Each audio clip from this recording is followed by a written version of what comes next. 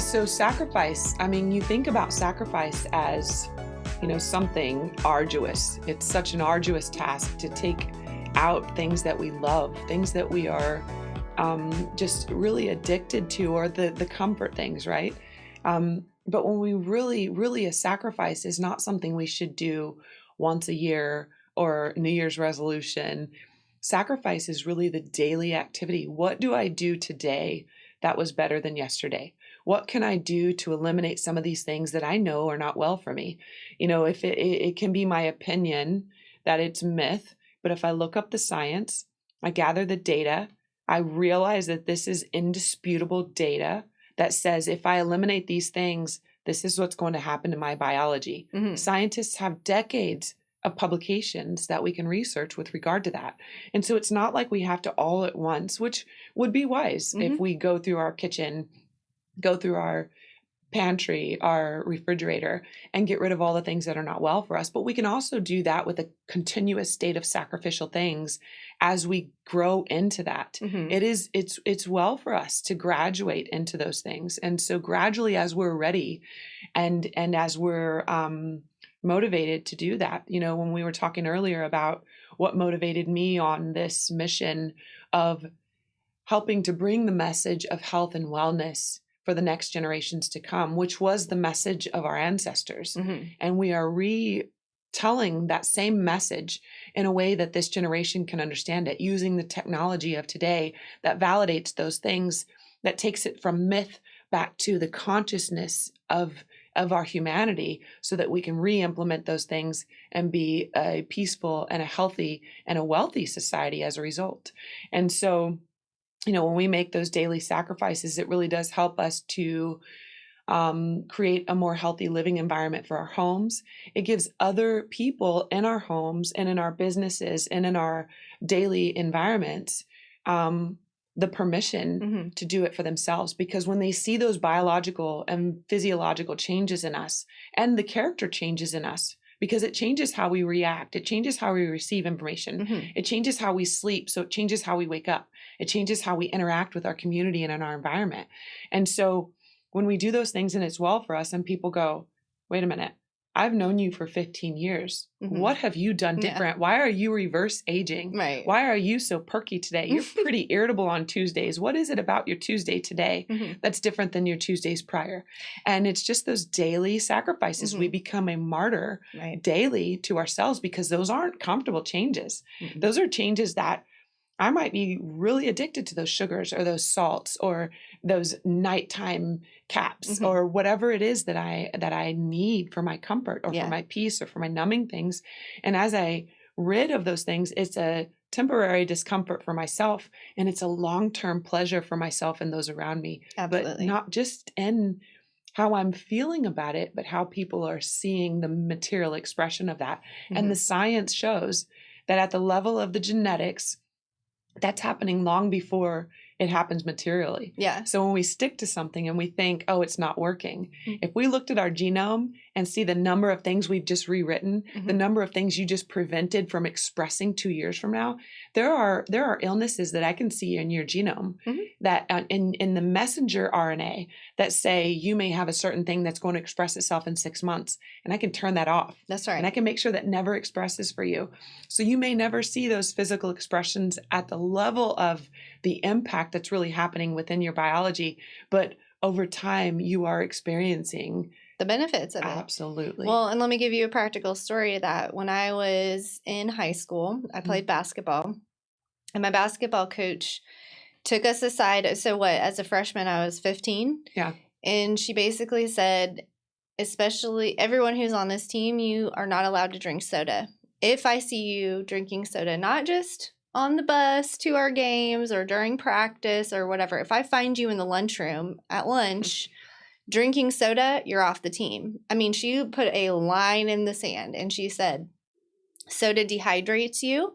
It eats away at your muscle. It gets you addicted to the wrong kinds of sugars, and then your body craves it. And then when you're in an athletic position, you're burning the wrong kinds of sugar for your body, and you're going to get sick if you drink soda. And she's like, if you're on my team, you're going to learn how to use your body as a tool and keep it healthy. Yeah. So she taught me that at 15. Yeah. And I remember my mom we had a garage refrigerator, and she had it stocked full of soda. And as a kid, I remember loving Mountain Dew. It was like we'd go to the and I never got I mean, we had soda, but it was like I wasn't allowed to drink it when I played sports. And so when I wasn't in basketball, I sneaky Mountain Dews and whatnot. But honest to God, I quit drinking soda when I was 15 because of her rule. I didn't even realize this was a choice that changed my future. Mm-hmm.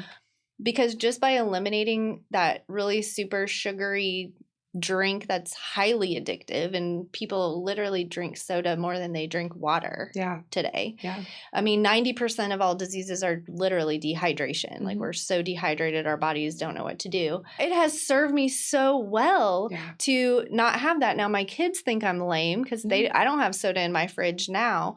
But I'll tell you what, anytime they go drink a soda, they feel like crap. Mm-hmm. And they start feeling and getting attitudes and weird, symptoms is what I would call it. Prone to the viruses they're exposed to. Absolutely. Any kind of illness or bacteria. Yeah. Mm-hmm.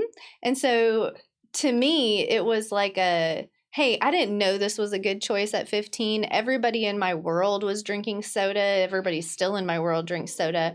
But I stopped doing that thing, and it has given me great health benefits for the last 25 years of my life. Yeah, and benefits you may never see the deeper impact of. Mm-hmm. But think about that. Her message was, listen to me, teammates and students, because I am right now, I'm your coach, but right now I'm your teacher. Mm-hmm.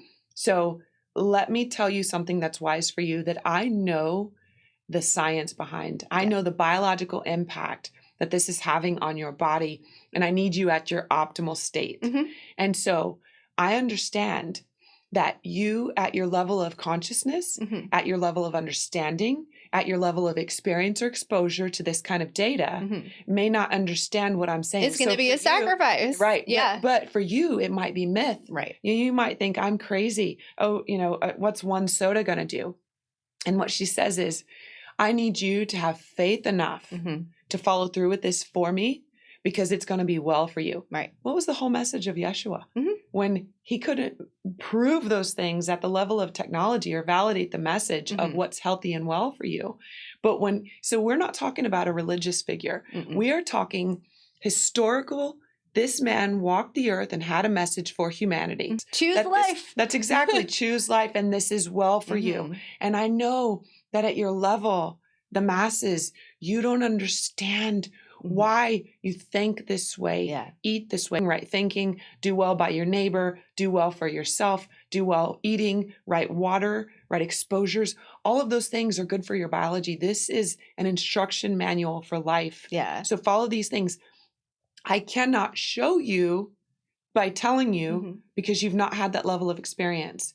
But if you do it, I promise you, you will see the impact that I'm telling you will come to you. Yeah. And that is well for you. So have faith in what I'm saying and what you can't see. Right. And do it anyways, even though you don't believe it. So what did that do for you at 15? Yeah. Have faith in what I'm telling you, and you can't see the impact, but your playing time 2 days from now is going to be so optimal, and you're going to notice your hop is taller, your energy is bigger. You feel better when you woke up. And well, really, the other thing I really realized was after you eliminated soda for, let's say, a school year, when I actually drank a soda again, it tasted terrible to me. Stomach feels heavy. Oh, and I just don't want to go to class. This is so sweet. Yeah. It almost was like, how did I ever do this before? Yeah. And it really helped me as a young person realize, oh, what I'm putting in my body is affecting me in all kinds of ways. And I would rather drink water because that's what my body is made out of, and I want to give it the nutrients it needs to, perform optimally, versus giving me something that makes me feel good and shoots off my little oxytocin receptors for a second. And then an hour later, I'm crashed and falling asleep on the couch because I have it's fake energy almost. Yeah. And so, it changed everything. I think giving it up was hard at 15 because it was not normal or natural, and everyone it was a else sacrifice. is doing it. Yeah. But once I went back to it when it was my own choice, I didn't want it. Yeah. I didn't want to put that back in my world anymore because it didn't taste right. It didn't make me feel good. Mm-hmm. And I had realized, this is a much wiser choice to eliminate this from my life. So yeah, what a gift she gave you. I know. I love her for that. Yeah. And Love it. our daily sacrifices, it's where sacrifice becomes devotion because you're talking about the water. When I was first having to make these changes for, when I was very, very sick and getting myself well, and Dr. Norm Shealy was really walking me through food is medicine and you've got to do it like this. Sound is medicine. It's good for your biology. Certain frequencies of light are good for your biology. When I started walking through those things, and it was sacrifice at first, when initially I would sit down for my meditations to listen to these sounds, binaural beats and things, different chants and tonings and tunes. Originally it's like, I don't have 20 minutes to sit down 3 times a day. Are you kidding me? And he's like, this is like blood pressure medicine. This is life-saving medication. If you don't do it like this, that's then a great you've chosen your seizures on top of health because you chose not to give me 20 minutes 3 times a day. Yeah. If I just need you to lay down and listen to these sounds 20 minutes a day and get your thoughts all in order, I can help you not. And of course, I was desperate enough to do anything. He said, I would have done anything, he said. And that is not giving someone my power where it could be in other ways. This is trusting this person's wisdom so much that I am your student. Yeah. I will do what you're asking me to do and I will do it rigorously. Yeah. So initially that sacrifice, but eventually it got to where if midday I have missed that 20-minute meditation, I feel it. And I'm like, that became devotion. It did. And I craved the water. Yeah. I craved those good things that were well for me. My taste was changing because that sugar receptor that we are naturally inclined to is for the fruits. Is this fruit ripe? It's sweet. Is it not ripe? It's sour. Is it rotten? Our taste buds are, indicated for certain things in nature. And so when that's readjusted and resets itself, you start to crave the grape over the candy. And you realize that gummy candy was trying to mimic this great flavor and to trick my receptors. And it can't even compare. I will eat a mango. Like when they're in season, I never knew mangoes were so fabulous. I'm like, you cannot make a candy that tastes this good.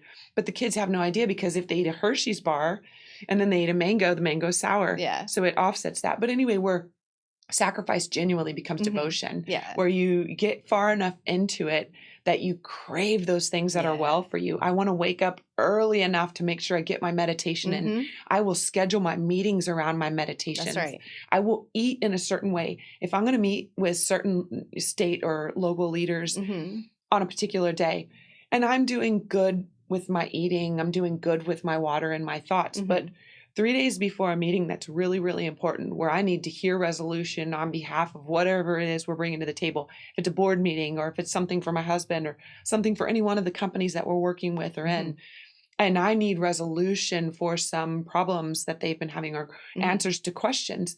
And if I go in cloudy minded because I ate ice cream the night before because I was just binge watching something, which I will do once or twice a week. I do have my treats, but for those 3 days prior to an important meeting, I will not. Yeah. And I have clarity of mind. I have clarity of thought. And when somebody asks a question, resolution will come through me and I will know how to make those changes.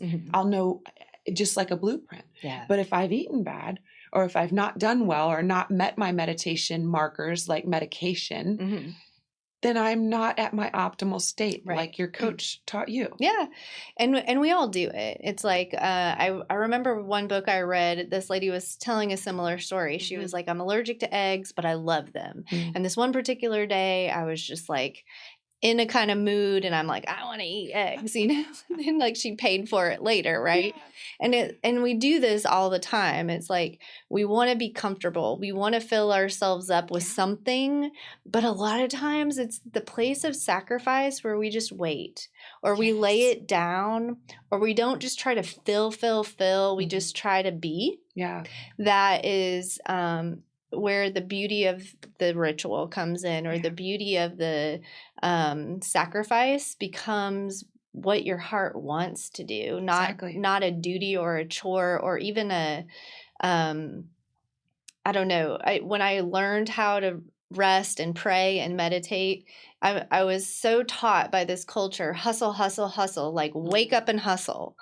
And if you're sitting, you're dormant. Yeah. And I had to unlearn that because it wasn't serving me well. It was stressing me out, and it was, making me miss my mornings or hate my mornings. And I love morning time. I mean, it's like sacred, holy time to me now. But I had to sacrifice all kinds of stuff to get there and to realize, this system that I learned how to operate in is actually causing me like stress, and I'm not sleeping good at night, and I'm waking up like, focused on the wrong things. And it's like, nope, I'm going to go into my mode where I wait and I sacrifice this time right here, because I know that if I'm empty, I can't pour from an empty cup. But if I'm here and I get myself full, then all things are possible. That's right. The sacrifice of that time to fill myself up is way more important, or the sacrifice of not having that sugar in my body is way more important, so that I can focus when I'm at work and not have that crash after. So when we know better, we do better. And I'm super grateful to my coach, because that was a beautiful lesson to learn at 15 years old. And that served me well even to this day. So we can't wrap our heads around. We are actually more productive when we slow down a little bit. We have to give ourselves permission to rest. I mean, it really, especially when my kids were little and they were, mom's always on all the time. If you need anything, it was really hard for me to rest. Like I always felt like I had an endless to-do list. Like it was never ending, and I wasn't accomplished enough in my day as a mom, and I worked as a mom too. I wasn't accomplished enough in my day if I couldn't check my to-do list off. And now I don't feel that way. Now I'm like, okay, I did this one big thing I needed to get done today, and now I'm going to go rest and I'm going to recharge, because I don't have enough to give to the next project if I don't take this time to just take a little walk around my neighborhood, or go yesterday, because it's finally getting warm. Spring is in the air. I just wanted to sit in the sun. I just needed to feel that's pure medicine. The red light rays in me. More than sitting and clicking on a computer, and having all that blue light in my face. So sacrifice sometimes is, maybe not missing a deadline, but just saying, I know that deadline's there, but I can take my 20 minutes or my 2 hours. And if I do this intentionally and make the sacrifice, what I plan to do will actually be more time efficient and come to me easier, because I'm in a full state instead of an empty state. Work smarter, not harder. That's key. When we know better, we do better. That's right. I love it.